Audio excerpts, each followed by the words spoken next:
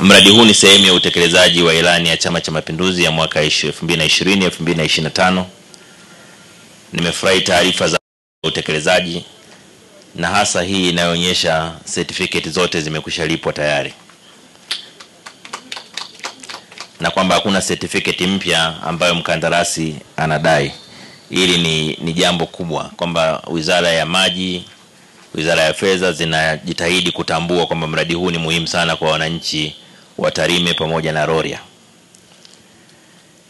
Katika taarifa mmeniambia mradi huu unategemea kuhudumia zaidi ya watu 729,000 na kwenye vijiji 37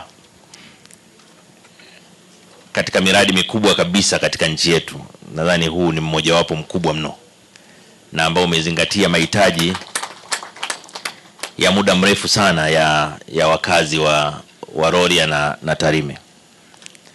Kwa kipekee naipongeza Wizara ya Maji kwa kubuni na kutekeleza mradi huu, lakini vile vile napongeza sana serikali ya mkoa pamoja na wataalamu kutoka ofisi za maji za mkoa na wilaya kwa kusimamia na kuratibu kwa karibu ujenzi huu unaoendelea. Lakini pia nawashukuru wakandarasi pamoja na washauri waelekezi ambao nao wanatimiza wajibu wao vizuri kuona kwamba tunakwenda vizuri. Na kwa kuwa sipendi kulogwa, nawashukuru pia waheshimiwa wabunge kwa kazi kubwa waliofanya ya kupambana mradi huu ufanikiwe. Katika mambo haya ya uongozi, mtu akijitahidi kupambana afu mkijidai mjaona na kasirika sana. Sasa kwa nini tulale tumekasirikiana? Au sio?